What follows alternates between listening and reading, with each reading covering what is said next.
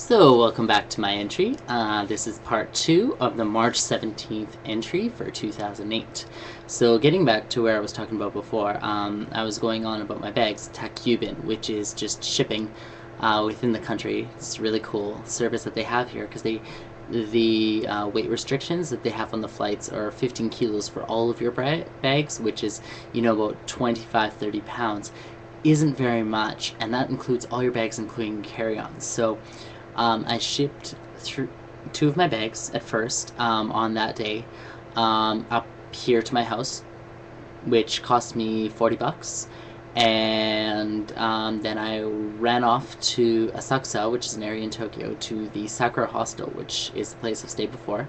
It's a youth hostel, and it's $30 a night, and there's foreign people there, and it's a really nice place, very nice area to sit in. I figured I'd stay overnight there, and then head off to the airport in the morning, which I did. Did all that. It was really cool because they apparently remembered me from when I had been there a year before in August, because I spoke Japanese so well. So it was kind of cool to be remembered for that. And then trotted off early in the morning out to the airport. Got to the airport, managed to get a flight okay. Sent my other large bag off so I wouldn't have to worry about it. And then got my carry-on and took my carry-on, got on my flight, and got home. So that was the uneventful part of the trip. The whole not being able to get a flight thing and being worried and all that stuff was, quite toxic to the heart and kind of like, I'm not gonna get home, I'm shit, oh shit, oh shit. But, it was fine. So since then, I just kind of ran right back into work. Got sick a little bit, but I doped myself up on Dayquil, which I stocked up on before I came back here, and got all my cold medicines and everything. So that was good. I've been working straight as teaching my English to the little kids, grades 1 through 6, as I do. But on top of that, I'm in a musical. I'm not sure if many of you know, but I'm starring in the Hey Jet musical for 2007-2008 in the musical of Rodgers and Hammerstein's Oklahoma, which the Hey Jet musical, what it is all of the jet teachers or Japanese exchange teachers get together every year and to raise funds for a camp, an English camp for students, and also for homestays abroad. They put on a musical every year, and they do it all over Hokkaido. They do about 4 or 5 performances. This year we're doing 4. And I got originally involved as the costume designer because my friend who I work with, Joshua, he is the director, and he heard that I do all this costuming stuff, so he asked me, and I said okay. And then because I was crazy and I figured, well, I haven't auditioned for a show in a long time, and it would be good to just brush up on those skills, I gave an audition and got cast as Will Parker, which if you're not familiar with the show, is kind of like a secondary character, but he still is pretty major because Oklahoma has 2 love stories. There's kind of the main love story, the dramatic love story, and the foil, which is kind of the comedic love story. And I'm one of the 3 people in the comedic love story, which kind of foils the main love triangle. So, which is pretty crazy. So as you can see, I've got one of the costumes back on the mannequin there. No, I didn't make that.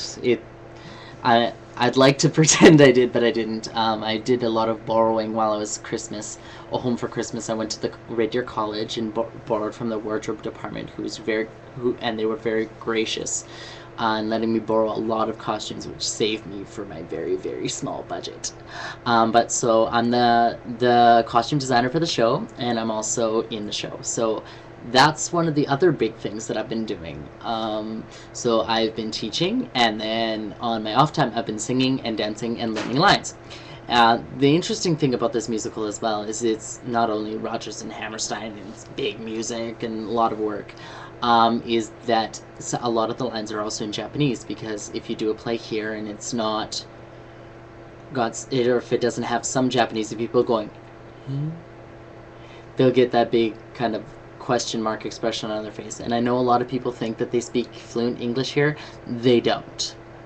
Sorry to burst your bubble. Anyway, so we have some Japanese lines mixed in there, so it makes it really interesting, to say the least. But you know, it's just one of those things. I don't have any trouble with it. It's just really interesting sliding your character when you've got kind of a southern twang in your voice and trying to switch that right over into Japanese. It makes it really interesting. But there you have it. For some of you that might have known, I had mentioned that I was going to be starting a design company. I had really worked hard at trying to do that. But as it turns out, because of the restrictions on my visa, it doesn't look like I'll be able to do that at all. It's something that I really had my heart set on, and it was really cool because I had, you know, people who were really interested in helping me and getting things started and getting involved and whatnot. But just because the way my visa is, if I become involved in it whatsoever, I can lose my visa and I'll be sent home. As much as, you know, I want to do that, I kind of like having a job and, you know, getting a paycheck. So that's that. But up until now, that would explain why I've been very busy. The reason today that I actually had some time to talk to you all and do this entry is because we're currently in spring break. Now, for those of you who don't understand what that means is, oh, it's spring break, blah, blah, blah, blah, blah. The school year runs different here. It runs April 1st through March 31st. So up until now, from January, when I got back on the when I started on the 22nd, all the way up until last Friday, which was the 15th, I had solid classes. And since the end of the year is the 15th, there was a lot of meetings that I had to go to, a lot of planning sessions, a lot of talking about what's going to happen this year, this coming school year, which starts on April 1st. So that would be why it's been so crazy. Normally back in Canada, I know for sure, I'm not sure about how it is in the US, but I know in Canada that these kind of talks happen, say, mid to end of June, or sometimes they happen midway through August, because the teachers come back early before the students get there and they do all these sorts of meetings and stuff like that. Here, they have to do it during the school year because there is no time. This week, the 17th through the 21st, is the last week of school for the kids. I don't have any classes because they're doing tests, they're doing their graduation ceremonies, blah, blah, blah, blah, blah. So I don't have any classes, but the other teachers are still in there. So they get 1 week of prep before they're jumping into a new school year. And not only that, there's transfers that happen to new schools. So you'll get a teacher who'll be finishing and they have 1 week to pack up all their things and move halfway across the prefecture to start at a new school. Crazy is what it is, but it is what it is. That's how the school system kind of works here. So that's kind of what I've been up to, other than sewing and practicing lines and stuff like that. The other cool bit of news that I have is I have a digital phone. Now, what that means for you all out there who want to contact me is I have an Edmonton number, and you can call me at any time of day, and I have voicemail, so you can call me and leave a message, or if you want to talk to me, you know, I'll be home for the next couple of weeks because, you know, I don't have a life, and also because I have these next 2 weeks off. You can call me and you can talk to me, and it costs the same as calling to Edmonton. Now, for those of you who live outside of Edmonton, it's a North American call. So if you live in Europe or somewhere else, I'm sorry, it's brutal. But if you live in, say, North America, it's reasonably cheap to call me.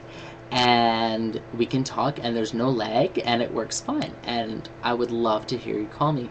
Now, I'm not going to just broadcast this everywhere. So for those of you who are in the know or who are interested in knowing my number, you can leave a message on my blog and in the comment section, and I can email it to you, or we can go from there. So I've got another 19 or 18, 17 seconds here that's counting down. So I'm just going to kind of end it off here. And then I'm going to go into my third part, which I'm going to do a little bit more, just kind of explaining the giant mess and some of the things that are going to be coming up. So see you in a bit.